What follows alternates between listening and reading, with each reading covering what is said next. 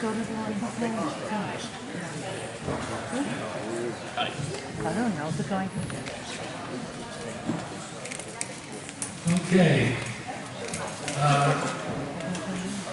Please, everyone, try to sit down. I'd like to welcome you to the 46th Annual CCOM Meet the Candidates.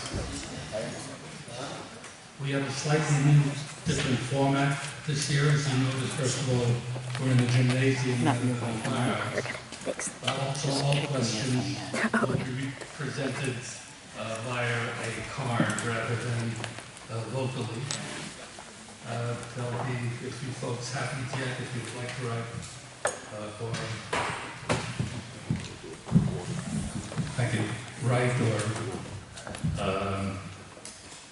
have a question to put on a card, please do so. Our two candidates, unfortunately, Ms. Throne-Holst is not here yet. She had a little problem on the way in. She'll be here shortly, I'm told. We're starting with two candidates for the congressional seat to the 1st District. Mr. Zeldin, who is the current sitting congressman, and Ms. Throne-Holst, who is the Democratic candidate opposing him. That will be the first hour. The second hour will be taken up with the candidates for the New York State Assembly and State Senate. We'll keep you two slightly separate. Each, Mr. Zeldin and Ms. Throne-Holst, will have an opportunity to introduce themselves and to give you a little idea of who they are and what they're about. And in order to do that, I was going to say we're going to have a coin toss, but only Mr. Zeldin is here. I guess it's his choice if he wants to go first or second. Go second,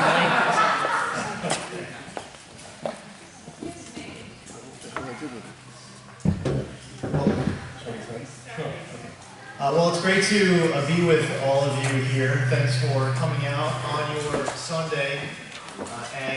There are a lot of really important local issues for us to discuss that I know that this group is incredibly passionate about, and some important issues impacting our state and country.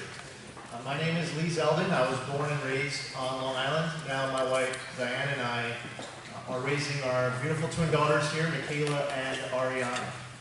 I was on active duty in the Army for 4 years. I spent the last 9 in the Army Reserves, where I currently serve with the rank of Major. In the Army, I served in different capacities as a military magistrate, military intelligence officer, prosecutor, and a paratrooper with the 82nd Airborne Division as well. It's been an honor to serve in the military. I then went on and started serving in the New York State Senate, where I was there for 4 years. During my time in the New York State Senate, I successfully led the effort to permanently while in the New York State Senate, I successfully led the effort to repeal the MTA payroll tax for 80% of employers. I co-sponsored the nation's strongest property tax cap. We reduced middle-income tax rates to the lowest level in 60 years. And we eliminated the saltwater fishing license fee. We created the PFC Joseph Dwyer program for our veterans with post-traumatic stress disorder and traumatic brain injury, and also wrote the law to protect our military families from protests and military burials. I was elected to Congress in 2014. I've been focusing on my new era of American Strength agenda to protect America's security at home and abroad, to help grow our economy, create more good-paying private sector jobs, to fight for our veterans and our first responders, improve the quality of education in our schools, repair our nation's infrastructure, improve healthcare in America, and safeguard our environment. I've been in office for 21 months now in Congress. I've been able to get 3 of my bills to help veterans passed, 2 proposals to save Plum Island. My counterterrorism bill passed as well. My Common Core opt-out bill was signed into law, as well as my Safe Bridges Act to invest money into our state and local bridges. We created a new East End Veterans Healthcare Clinic in Manorville to cut down on the travel time all the way to Northport, which I can't imagine how much of a full day commitment it must be from where we're having this debate right now. I also helped lead the effort to permanently reauthorize the Zadroga Act for our 9/11 first responders. I care very deeply and passionately, as all of you do, about our country, about the future of our country. I look forward to a discussion on the issues that matter most to all of you, but I just want to let you know it really has been a privilege to represent what is a beautiful congressional district, a district almost completely surrounded by water that we're all fortunate to call home. And thank you all again for being here.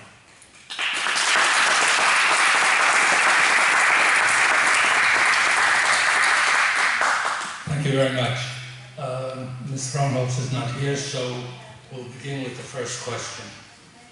This question is actually asked of both candidates, so again, we'll let Mrs. Zeldin choose if he'd like to be the first one to answer. Water quality is widely recognized as the greatest environmental threat to Suffolk County. How would you lead our community in addressing water quality, and how would you pay for it? It's so important to address not just of the waters that are around us, but the water underneath us. I introduced, so as I mentioned, Long Island Sound, our district is almost completely surrounded by water. The Long Island Sound, I'll start there. I introduced the Long Island Sound Restoration and Stewardship Act with Congressman Steve Israel to invest $65 million annually into water quality of the Long Island Sound. We secured $26.5 million for the National Estuary Program. We have two estuaries in the 1st Congressional District, the Long Island Sound and Peconic. We reversed a proposed 22% cut in water funding, quality funding for Long Island Sound. We renewed the Land and Water Conservation Fund, which had expired, and we extended that as well, which is really important. As we look at some of our Army Corps projects and protecting our coastline right now, a really big effort is ensuring that the final draft of the final general reevaluation report, which is currently in its draft form, that the final report is one that is doing absolutely the best, the most. It's efficient and productive in protecting our coastline.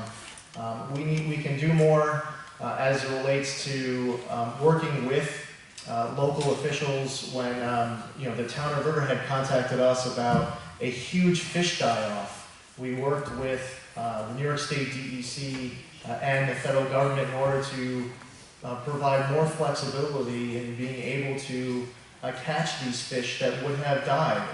That's a huge water quality issue in the Peconic Estuary. Also, we permanently extended the conservation easement tax credit, top priority of Peconic Land Trust. This allows someone who owns a farm to be able to put an easement on their own property. That would reduce their tax assessment and make it easier for the property to pass from one generation to the next. Harmful algae blooms, nitrogen loading, stormwater runoff, there's a lot that we need to tackle with all levels of government. Thank you. The second question, is climate change real? Is it caused by human activity? Yeah, the climate has been changing. It is real, and we all can do a better job being better stewards of we talked about water, our land, and our air. And one of the things I've been very outspoken with is, here on Long Island, we have to upgrade the manner in which we are delivering energy to our homes. When I was a New York State legislator, I supported NYSERDA programs to allow us to be able to upgrade appliances and infrastructure in a house to make our homes more energy efficient. Pursuing more alternative energy research is very important as well. I have worked on securing funding as part of the ARPA-E program, money from Brookhaven National Lab and Stony Brook University. This type of funding allows us to be able to pursue alternative energy. Wind, solar, solar, water, there are so many different new and efficient ways to be able to not just cut down costs, but also reduce our reliance on fossil fuels. Okay, welcome, and I'd like to have you have the opportunity to answer the same question. I think I can. Just speak. It's live. Yeah, I think I can answer. I can repeat that. Is climate change real? Allowed to introduce herself. I'm sorry? Oh, yeah, I'm sorry, of course. Would you introduce yourself? I will introduce myself, and I'll start by apologizing for being late. I just came from the First Baptist Church in Riverhead and celebrated with them this morning, so I apologize for being here a little bit late.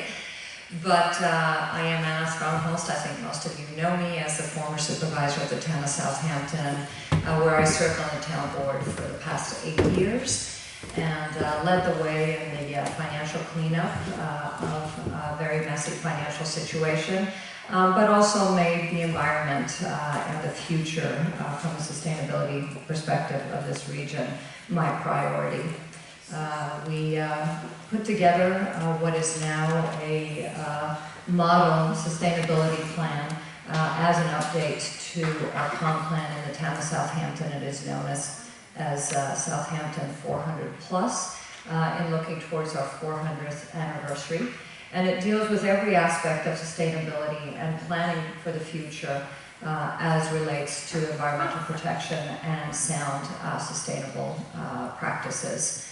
We re-nourished 6 miles of beachfront and dredged 2 million cubic yards of sand and protected 6 miles of coastal frontage that was threatened. We led the way on something called Solarize Southampton, which is a refit program through NYSERDA that allows our residents and our commercial building owners as well to tap into solarizing infrastructure at reduced rates, and Southampton now leads the way in solarized structure on Long Island as far as towns go.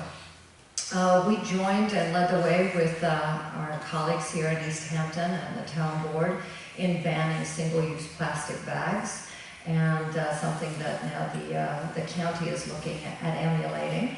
And I don't think it's lost on anyone now that it's well into its 2nd year that the pesky plastic bags are no longer flying around in the environment as we used to see them.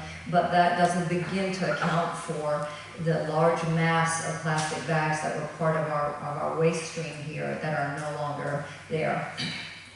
And the Clean Water Center, the Clean Water Technology Center at Stony Brook University, which is the national leader in creating retrofit technology to deal with the nitrogen loading coming from our cesspools and septic systems.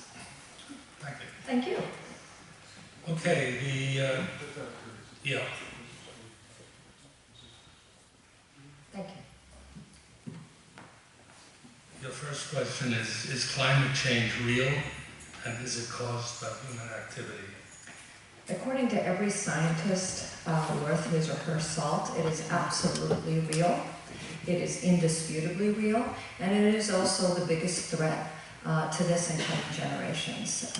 It is a threat both in terms of quality of life. It is a threat to our economy. It is a threat to our national security. And it is, again, the biggest global challenge on so many levels to face our future, and one that needs to be taken absolutely seriously. We look at it from our very local level, and the planning, mitigation, and dollars that we have had to put in place as we are dealing with the effects of climate change, sea level rise, storms that were supposed to come our way no more than every several decades that are now more than a yearly occurrence. We just look at the flooding that is going on down south today, the number of lives, businesses, and homes that have been lost that are absolutely attributable to climate change. It is absolutely real, and it is every level of government's responsibility to plan and mitigate for it. Thank you. The next question for both of you is the Army Corps of Engineers recently completed a controversial project on the public beach in downtown Montauk. How should Montauk respond to the rising sea level and erosion in years to come? Mr. Zeldin? As we saw with the recent hurricane that came through exposing many of the geotextile bags, our effort working with the town and the Army Corps of Engineers was to ensure that the town not bear any costs whatsoever. A majority of those bags have since been covered back up, but there's more work to be done, and 100% of that cost before the project gets turned over to the town is going to be owned by the feds, and that's important. The project that was completed is an $8.4 million project. I believe very strongly in local control. And I made it very clear to the local town government that whatever I could do to possibly support you in this effort, what you want to do is what I want to do. And what East Hampton Town has made very clear with the draft general reevaluation report that is out, we agree that the amount of sand that is delivered both in the initial construction as well as the 4-year replenishment needs to be increased.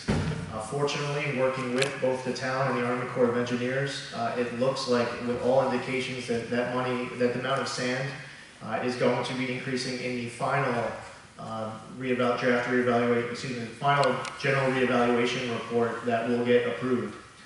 So as far as long-term sustainability, one thing that we've seen with Sandy money for other parts of New York and New Jersey is that you have some local communities choosing to pursue a buyout option where the local community is in favor of that.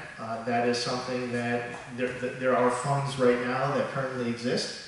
And also other communities are taking advantage of being able to raise properties, both business and residences as well. So I've supported that in other areas. What's most important in other geographical areas, what's most important, if the local community wants it, to get together and ask for it, and I'll do whatever I can to possibly help you.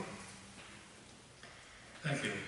Local control is absolutely paramount, but local control doesn't mean anything if you don't have representatives on the higher levels of government, in this case the federal government, to make sure that those that are in fact charged with creating, not only designing, but carrying out the project, in this case the Army Corps, is doing what local control believes should be done.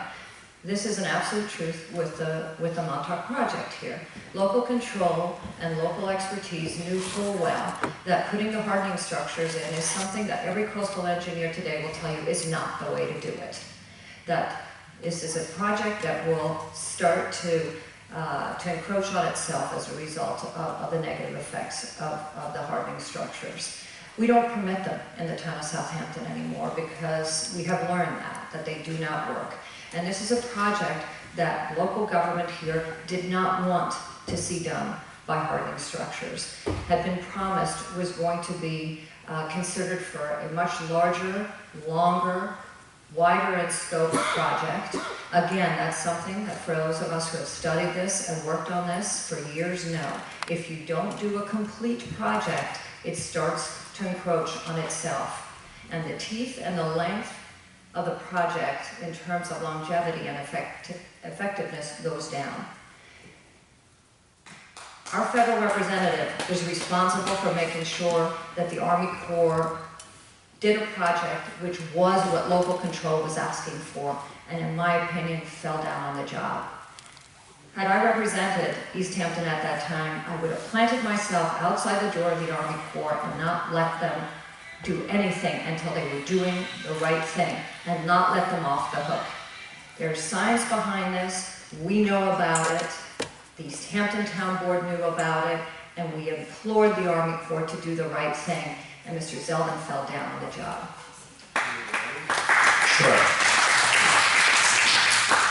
I mean, that's a pretty remarkable spin on it, but what happens is that there's a draft general reevaluation report that was released, and then there was a public comment period. Public comment period that was done locally. A lot of meetings and a lot of discussions that are taking place with the Army Corps as well as the town. So when the town says that we request for additional sand, what we have done is emphatically insisted with the Army Corps that additional sand be added to the project. So what's next is a final general reevaluation report. And we are being told by the Army Corps of Engineers that the final general reevaluation report is going to include an increase in sand, both of the initial construction as well as the 4-year replenishment. So in the middle of the process, we may have finished the public comment period, it finishes this week. But the final general reevaluation report that's coming out, by the way, I serve on the Transportation Infrastructure Committee. We have jurisdiction over the Army Corps of Engineers, and I've secured a commitment to increase the amount of sand that's coming to East Hampton Town. So it's just, it might be a spin that helps win an election, but it's not true. May I rebut as well? Yes, Thank you, I appreciate but that. that's the last rebuttal Okay, on that's this fine. question. That's absolutely fine. The fact of the matter is, the town of East Hampton was very clear very early on that it did not want hardening structures as part of this project. And it was allowed to go forward with the hardening structures. It also asked for a project that spanned a much longer and wider part of the beach. Again, for those of us who understand these projects, know that if you don't do the full span of the beach, it starts to encroach from one to the other side, in this case from east to west. That is what the town had asked for, and that is what should have been part of the original project. A reevaluation report speaks to just that. It had to be reevaluated because it's not doing the job that everyone in East Hampton knew was needed here. And the dollars that we're still waiting for to complete the FIMP project have not been allocated. They have not been appropriated. And this is a project that we have been waiting for on a local level for years. Okay. I think I need some additional questions unless you want me to dance.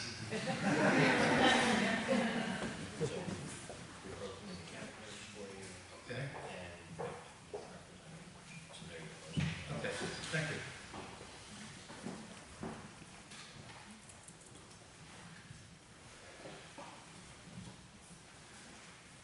This is a question for both of you. What will you do about immigration reform? Why don't we You want me to start? start? I'm happy to start. I think comprehensive immigration reform has to be at the top of the agenda of the next administration. The fact that it is mired in the political dysfunction that is our Congress today is inexcusable. When we talk about what is needed here, and we look at the fact that we have somewhere between 10 to 15 million undocumented workers in the United States of America today, we are forcing businesses to break the law in order to hire people to get the job done, and where businesses are suffering if they cannot access this labor.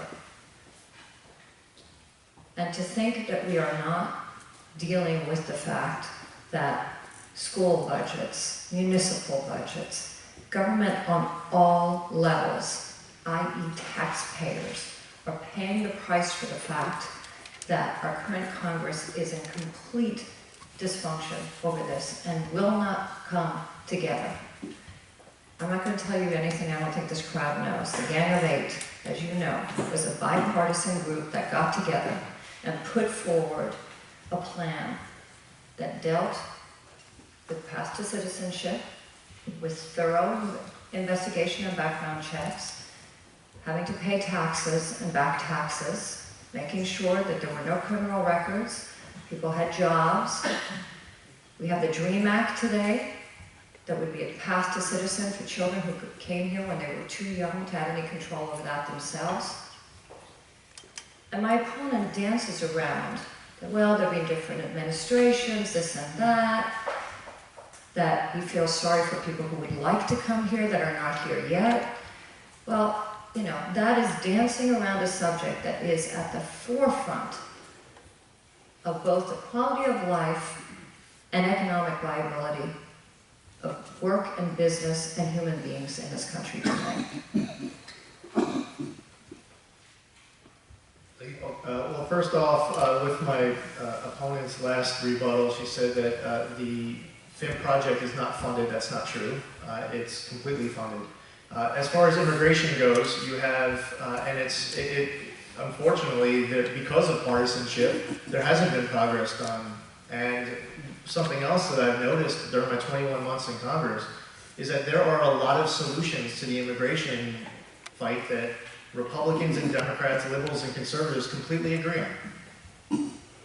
And what's happening is we're holding hostage the 670 different ways that everyone agrees on how to tackle immigration challenges in this country because of the most controversial components of it. We have had, over the course of the last decade, a Republican president and a Democratic president.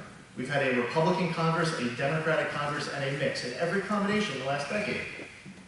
I'm not going to come here right now and say it's Republicans or Democrats' fault. There are important philosophical differences on some of the challenges and what some of the solutions. But there is bipartisan agreement on border security. There is bipartisan agreement on interior enforcement proposals. And we should pass those. Mike McCall, the chairman of the House Homeland Security Committee, has a border security bill. I support it if there's a way to make it stronger, better. I don't care if you are the most Republican or the most Democrat, most liberal conservative, it doesn't matter. If you have a good idea, let's make it better. Bob Goodlatte's the chair of the House Judiciary Committee. He has a proposal for interior enforcement. I would be welcome to hear anyone's idea on how to make it better. But I believe that you could get both of those passed. And then you have a whole lot of other people who are here illegally right now, where there are bipartisan solutions on the table for people who come to this country. We educate them, they want to stay. There are American companies that want to hire them. Let's make that happen. High-tech visas, our seasonal workforce, agriculture, tourism, and hospitality. There are many different areas where we could get bipartisan agreement on a visa program as well. May I rebut? Pardon me? May I rebut? Yeah. Thank you. I think it's an important question, because of the fact of the matter is that Mr. Zeldin is part of the majority. Anyone in his party, including him, can bring something forward and have a very good chance of getting it passed. So if the spirit is there to actually get this done, why isn't it getting done? And when we're talking about border security and we're talking about some of these bills that he's talking about, we are not talking about solutions to the 10 to 15 million undocumented workers that are in our country today. And he supports Mr. Trump's building a wall. Of course, he hasn't done the math on it.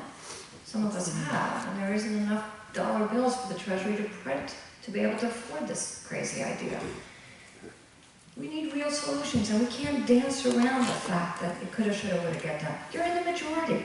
You could have gotten it done the last 2 years. Yeah, there we go.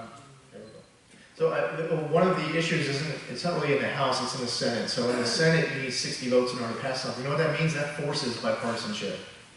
Because there's 54 Republicans right now in the Senate, and come January, there's not going to be 60 in a majority, no matter who's in the majority in the Senate. So what we see right now, there are hundreds of different types of bills, all different kinds of different bills, that are sitting in the Senate and they can't pass. And 2 years ago, when there was a Democratic majority in the Senate, there were hundreds of bills passed by the House sitting in the Senate that couldn't pass. I have been a strong proponent in the Senate using reconciliation law. Right now, the current rules of the Senate, they've been around for decades, is that a bill, in order to invoke cloture, to end debate and bring a bill up for a vote, you need 60 votes. But when you use reconciliation, you only need 51. And it makes it a lot easier to be able to pass bills. So if we want to talk about our Congress working better for us, it doesn't matter whether come January, regardless of who's in power, how many votes they have, current rules, you have to get to 60. I believe that we should be passing important legislation on immigration as we just discussed. And we have the votes in the House, so we need the votes in the Senate. All right. The next question, this is for you, Mr. Zeldin. What would you do to improve gun safety? Please include the following in your response. 1, expanding, improving background checks. 2, no-fly, no-buy. 3, limiting access to assault rifle weapons. And 4, smart guns.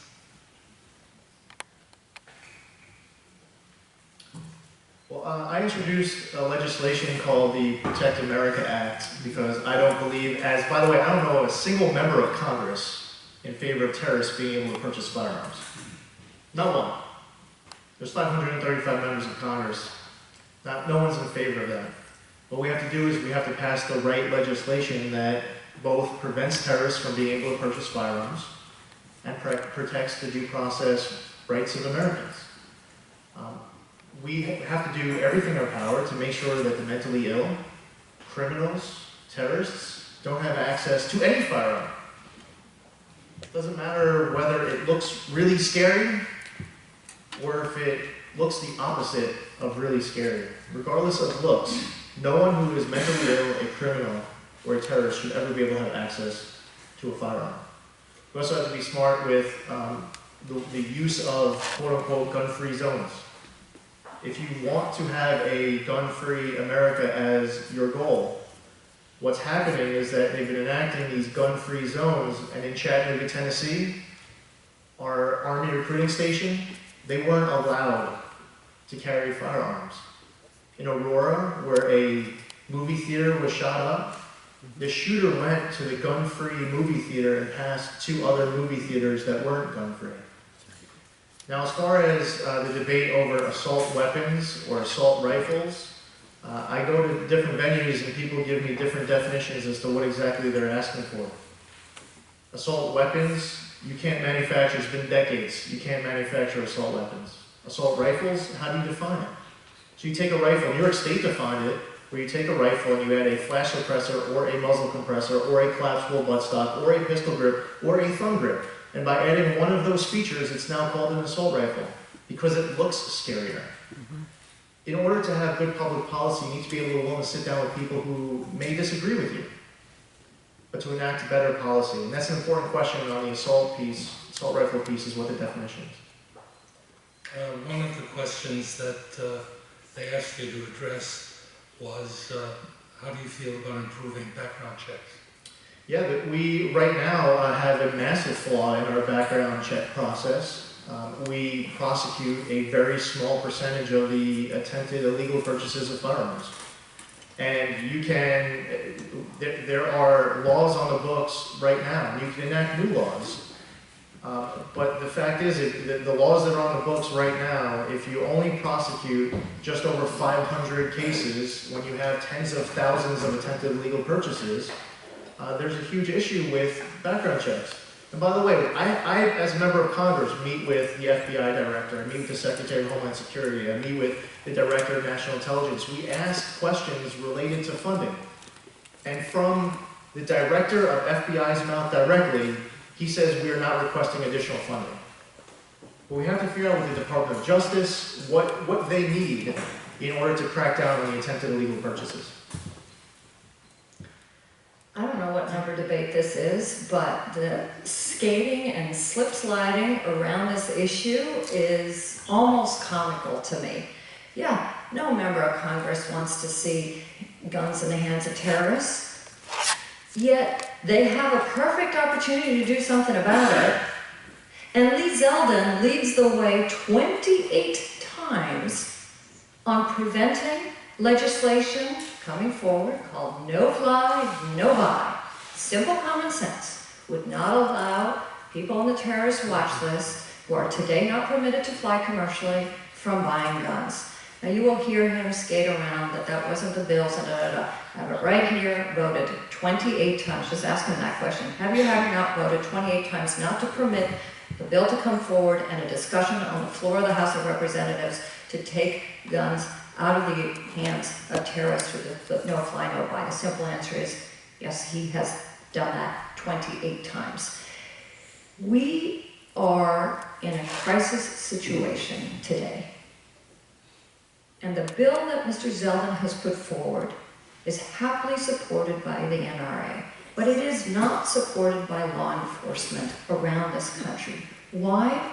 Because it puts the onus on the FBI and on the government to prove that someone may be at risk here, instead of putting the onus on those that are selling the guns. And when we're talking about enforcement here, today any American can go on the internet and buy any kind of ammunition and not be subject to background checks.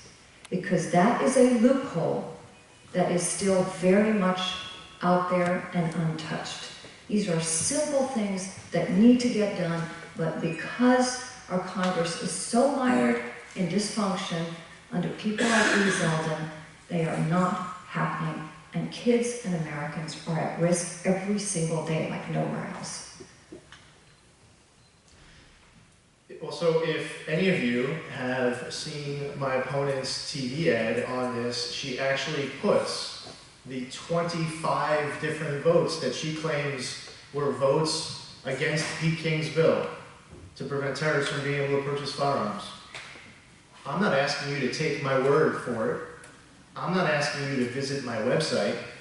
I'm asking you on your own to look at her ad and read the 25 votes that she lists on her ad, and then go into your computer and visit any website that pops up. And you will find that all 25 votes have absolutely nothing at all to do with guns.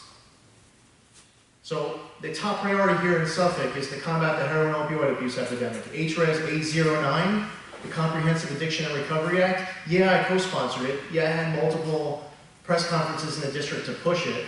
And it's been a top priority of everyone advocating for tackling the heroin opioid abuse epidemic. And who would have thought that fast forward to October, we would be at a debate where our TVs would be filled with attacking me, saying that that's a vote against Pete King's bill. By the way, Pete King voted the same way that I did on all 25 of those bills listed on that ad. I'm not asking you to take my word for it or to visit my website. Look at her ad yourself and search the internet yourself, and you will find that is a flat-out lie. This is the height of political disingenuousness, okay? 28 times he is counting on the fact that most Americans do not know what a procedural vote looks like in the House of Representatives. That gives any member of Congress the ability, when a bill that is on the floor has been voted down, to before that ask for a procedural vote to bring forward something that they believe is of higher priority. 28 times members of Congress asked for that procedural vote. I have them right here circled. Yes, the bills that preceded them were not related to gun violence, but 28 times members of Congress said, this is of higher priority, we need to talk about it. And 28 times Mr. Zeldin was part of the majority, including Peter King, that's how cynical that is, to vote down his own bill. And I want to say about the Opioid Act, yes, it was important, but not important enough to vote to bring forward the appropriations for it. So it remains unfunded. Okay, Hannah, you get your own question. This question is for you.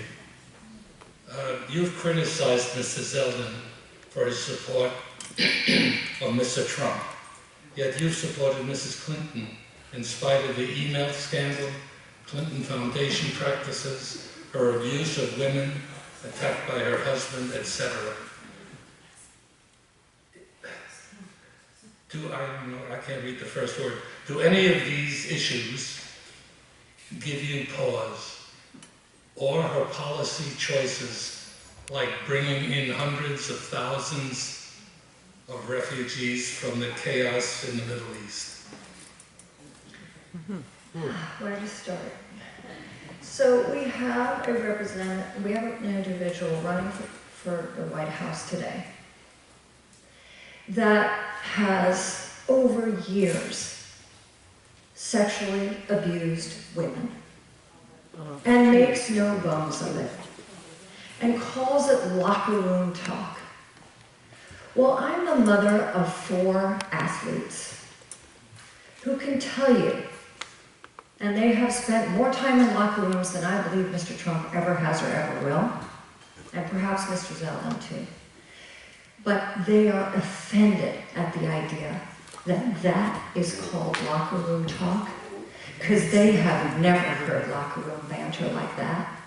And if they had, they would have stood up to it. And not only that, it attempts to make it so that all men are okay with this. Well, no man I know is okay with this. Answer the question. And yeah, I'm happy to answer the question. Not answering. Do I think that a man like that, that speaks disparaging of Gold Star families, that puts a whole nationality across the board as criminals and rapists, has any business running for president of this country? And the fact that Mr. Zeldin's moral compass is so off that he will troll for votes, thinking that the Trump base will vote for him if he stays with him, but doesn't, as a father and a husband, speak up for the fact that someone who makes just brag out of abusing women is okay. That to me is a real issue, and it goes way beyond anything else.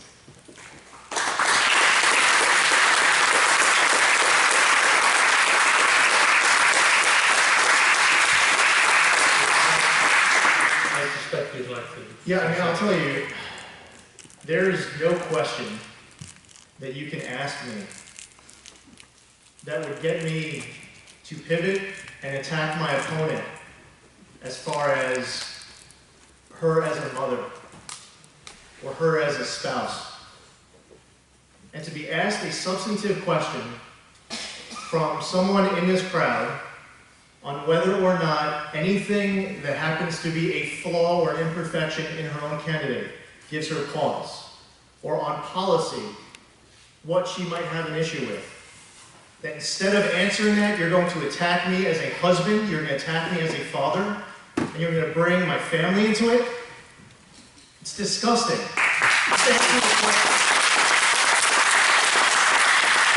I would never, in a million years, or any campaign against any opponent, ever try to take a question that's directed to me and turn it into an attack on my opponent, on her as a spouse or as a mother. I would never do it. It's disgusting. I thought it was the four of us. Hang on just a second. Would you like to take another crack at answering some of these questions? I'm happy to. Chance. I'm happy to, because first of all, I just want to say, as elected officials, we, I believe, are held to the highest standards. And when we are held to the highest standards, that means that we can hold our heads up high and say, these are things that we believe in. This is behavior, moral compass, call it what you like. That is what our constituents, our kids, our neighbors and friends and family should also believe are right. Doesn't mean that we can't disagree on policy, but there is morality in this. And there is setting example in this. And do I think that Hillary Clinton made a mistake with her email servers? Yes, I think she made a mistake with her email servers. Do I agree with some of her policy suggestions, particularly when it comes to entirely opening our doors to Syrian refugees right now until we know that we have a vetting system that is airtight? No, I'd like to know that that system is airtight. But does any of that rise to the level of condoning sexually molesting women? No, it doesn't. Yeah. For a very good reason. Thank you.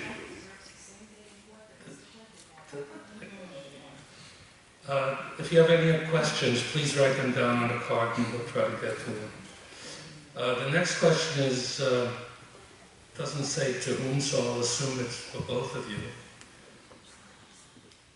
Interesting question. Do you think this election is rigged? I have to add to that, please, if you do, tell us what that means. That question was directed to Mr. Zeldin. Okay. As far as this election in the 1st Congressional District, I don't feel that way at all. We have a lot of diversity here in our district. We have voters with the ability to go to the polls on November 8th and to vote for whoever you want to vote for. And we have a process through our County Board of Elections and State Board of Elections to ensure that this process is as open and transparent and fair as possible. So I would encourage everyone to actively participate in the process. I would say that there is a diversity of media covering our district, and there's a diversity of perspectives, and I respect the diversity of perspectives on the election. It's a completely different picture on the presidential level. I mean, you had 17 candidates running in a Republican primary. You had a few candidates running in a Democratic primary. I'm not going to get involved in criticizing exactly the process that was followed in picking the other side's nominee. As far as the Republican side, the primary voters had an opportunity in all these states to weigh in. All 50 states were able to cast votes. There are different processes on how delegates are picked. So I don't feel, as far as the process on the Republican side, that the Republican Party primary process was rigged. I would say right now, our media could be doing all of voters a huge service by talking as much about a diversity of issues, because we need to vet whoever the next president of the United States is, whoever the next commander-in-chief is, on national security, on the economy, on trade, on education, on so much more than what we're seeing right now. But I'm not going to call it names. I'm just saying there's 23 days left, and the national news really needs to vet both these candidates more than they are. But here in the 1st District, I don't believe so at all. Would you like to? I would. I think it's an important question, and I think that may be one area where Mr. Zeldin and I agree, and that is that the presidential debates and the entire media coverage around the presidential election has been far too distracted by these issues, and there has not been nearly the kind of attention paid to the questions that really matter to all of us. What are we going to do to protect Social Security and Medicare going into the future? What are we going to do to make sure that there is a tax code in place that protects middle-class taxpayers and doesn't give away the store to the top 1 or 2% of earners in this country, gives away the store to big corporations and oil companies? What are we going to do to make sure that the Affordable Care Act actually gets fixed and it works for everyone? What are we going to do to keep guns out of the hands of the criminal, the mentally ill, domestic abusers, etc.? What are we going to do about climate change? What are we going to do to make sure that college is affordable for all kids in America today? What are we going to do to make sure that every child in the United States of America has access to early childhood education? We aren't talking about any of those things, and we should be talking about those things. What is troubling to me, too, is where we see some states that are trying to enact voter registration, voter ID laws, things of that sort, that courts have now clearly stated were discriminatory in their nature and discriminatory in their intentions. And the number of people who are trying to register to vote, who are not able to do that because the system is backlogged, not properly funded, these are issues that need to be dealt with as well.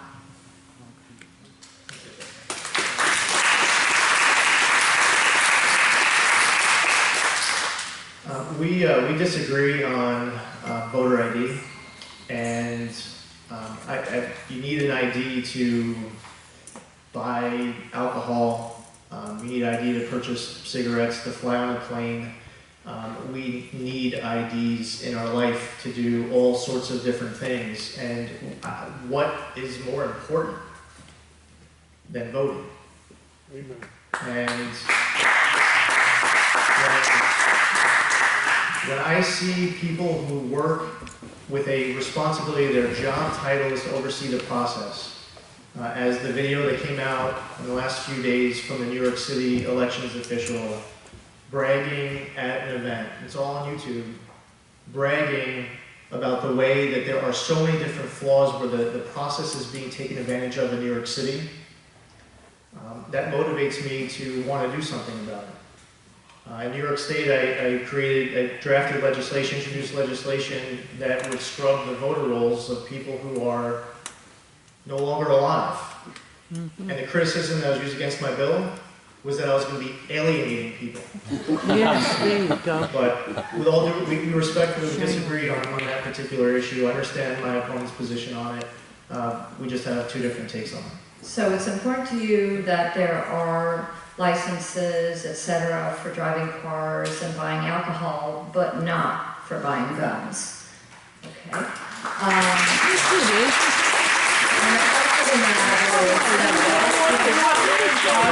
The justice system has reviewed those voter ID laws and have shown that they inordinately affect the poor, the minority, and women voters in the United States of America, and the incidence of voter fraud is absolutely minimal and seldom has anything to do with voter ID. Okay. I have a question.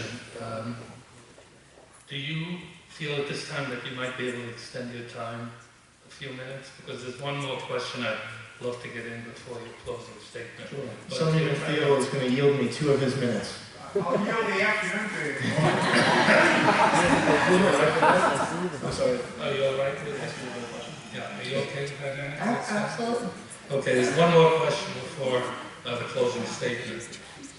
And, I mean, today's very popular Alexander Hamilton apparently said, democracy without compromise is unworkable.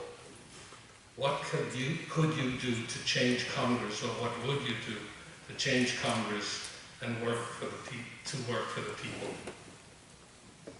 It's a great question, and everything I discussed in my opening, the different bills that I've worked on, the stuff that I've gotten passed, every single thing, even when I was up in Albany, I mentioned all different types of bills that we got passed while I was up in Albany, stuff that we got passed while I was down in DC. Those were all directly a result of bipartisanship. I mentioned the Long Island Sound Restoration and Stewardship Act with Congressman Israel for Long Island Sound water quality. When I mentioned the Safe Bridges Act, I introduced that with Sean Patrick Maloney from the Hudson Valley. He worked the minority end of the Transportation Infrastructure Committee. I worked the majority end of that committee, and now New York State's going to get $250 million more. I believe that there needs to be more compromise, that there needs to be more bipartisanship. By the way, because a whole lot of different issues, liberals and conservatives are in agreement. The most liberal and the most conservative on so many different things that get proposed and passed, there's total agreement on it. What we hear about is the most controversial. If you're one of the national news stations and you want ratings, I'll tell you the drama, the controversy, partisanship it sells. The 114th Congress has passed more bills out of committee than the 113th Congress with a 25-year average. The 114th Congress has passed more bills on the House floor than the 113th Congress and the 25-year average. The current Congress has passed more bills that have been signed by the President. Republican Congress, Democratic President. We have passed and signed into law than the 113th Congress or the 25-year average. But you know what? There's a lot more that needs to get done. But as far as compromise and bipartisanship, we can never have too much bipartisanship where you can find common ground to tackle a challenge. And there's a lot more challenges still facing this country. And I'll work with anyone, to find common ground.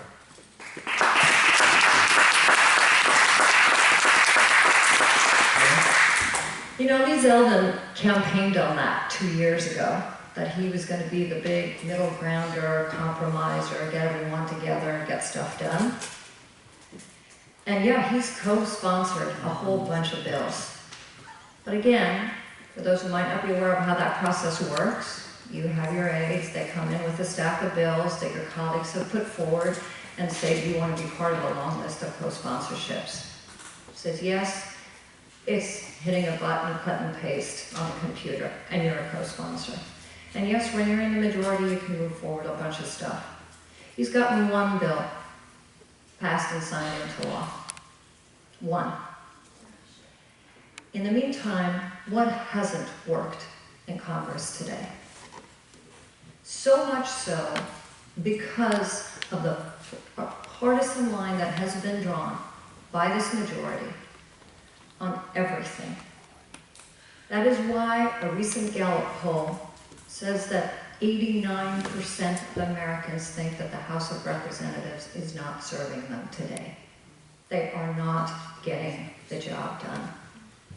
Only 11% of Americans feel that Congress today is actually acting on and getting together and getting the job done. Do you think that the sit-in on the House floor on the gun safety issue would have happened if they were coming together? No. This majority, with Mr. Zeldin, got in the way of that. I would do what I did as town supervisor and councilwoman. I walked through the doors on January 1st at Town Hall. I was the only one without an R next to my name. And I was fine with that. I campaigned on being people, not politics. And if I hadn't gotten everyone to work together and be willing to compromise and get the job done, we wouldn't have gotten what we got done. The town of Southampton would not be one of the only AAA-rated towns on Long Island and in New York. We wouldn't have led the way on environmental reform and sustainability. We wouldn't have award-winning senior services, etc. Okay, I think we've come to the point where the candidates have an opportunity to make a closing statement. And I don't know if I should flip a coin or the two of you can decide who should go first. Any preference? You choose. I'll flip a coin. Good. Anna, would you call? Tails. Tails? Tails. It's tails. It's your choice. I'll go last. I'm sorry, you'll go last? I'll go last. Thank Okay. you. Well, thank you to CCOM for hosting today, for all of you for being here to participate in the democratic process. My opponent just now at the end of her statement was talking about how well she gets along with people. And it's important to note that every single person that she served with, Republicans and Democrats, that no one has supported her campaign. Two of her former Democratic town board members actively endorsed her opponent in their Democratic primary. I believe that it's really important to work well with people, actually, where you come to the public to talk about issues that you want to tackle, and that's actually more important than spending an entire debate on every question that you're asked, immediately pivoting to attacking your opponent. I believe that these debates should be entirely focused on the entire answer, directly answering the question, and talk about how you're going to tackle the issues that are facing our country and our community. And by the way, the local town board here, it's Democratic town supervisor, Democratic controlled town board, and I've enjoyed working with them on important issues for our shared constituents. We don't always agree on a lot of different issues, but you know what? We work together to get stuff done. Lake Montauk, and when the local community and the town decides that they want option alternative number 5, well then guess what? That means that I now support alternative number 5. When the town comes to me and they say, we're having trouble, we want to work with the Army Corps and the New York State DEC so that we can dredge between Hog Creek and Gardner's Bay. And, the Clearwater Beach Property Owners Association needs this for a maintenance dredge. Can you help? We got it done. When Montauk Lighthouse is in need of an $18 million project for stone revetment we are now on a pace where the study's due by end of the year, the design is done at the beginning of next year, and by a year from now, they're supposed to be completing the project. When East Hampton Town enacted aircraft noise restrictions, and my opponent opposed East Hampton Town's enactment of aircraft noise restrictions publicly, I told East Hampton Town, not only do I have your back, I got the House to pass a legislative proposal that specifically says the FAA cannot take negative action against East Hampton Town officials for the enactment of aircraft noise restrictions. This is what I hope, that when we get to November 9th, the day after the election, that we can focus entirely on just solving the challenges before you. Because that is 5 million times more important than so much that we're seeing on TV and the attacks that we hear here. And we need to actually get along with the people that we work around, whether they agree with us or not. And we need to move our community, state, and country forward in a positive way, whether you vote for me or not. Thank you all for being here.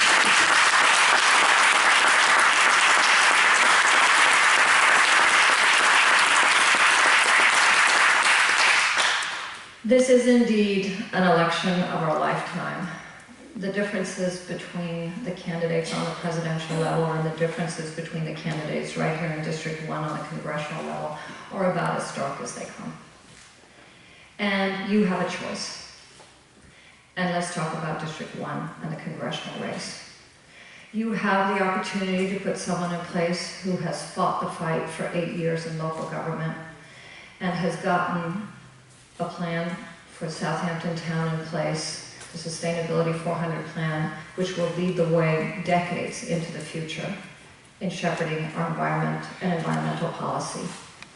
Someone who put the Clean Water Technology Center at Stony Brook University in place that will be a job leader, but also be a national center for dealing with retrofit technology to deal with the nitrogen loading that is clogging our waterways today. That put a solarizing program in place that puts us at the forefront of retrofit and new technology to solarize our homes and get away from LIPA. It's a long list. Or you can vote for a guy who's consistently voted to defund and deregulate the EPA, who voted to approve fracking in New York State, who took money from the day trees, who dumped toxic waste in our public parks. You can vote for a guy who has consistently upheld tax laws that give away the store to the top 1 or 2% earners in this country, big corp, and not protected middle class working families and rewritten a tax bill the way we all want to see it written to protect middle class taxpayers. You can vote for a guy who wants to tie Social Security to the stock market, or has voted to create a voucher program for Medicare, which means that every senior is then left to have to negotiate with insurance companies and out-of-pocket costs go up. You can vote for a guy who wants nothing to do with immigration reform despite the spin he puts on it and has voted against the DREAM Act. Or you can vote for someone who believes in coming together, comprehensive immigration reform, such as the Senate did pass and adopt, but then got mired in partisanship in the House. You can vote for someone who believes that the Affordable Care Act can be fixed, and that there is a route to fixing it and protecting everyone in America and make sure that they have access to affordable health care. Or talks about replace, repeal, but has no replacement. And you can vote for someone who cares about gun safety, who cares about a woman's right to choose, who cares about protecting the hundreds of thousands and millions of women who get affordable health care through Planned Parenthood, and who will fight for all of these things. And got elected by 60-40 margins 3 times on the local level because people knew I kept my promises, I rolled up my sleeves, And I got people to work together and got the job done and held the line on taxes. And I will fight for all of those issues and bring people together, just like I did on a local level, and stop the partisan dysfunction that is what's true in Congress today. Thank you. I'd be honored to have your vote.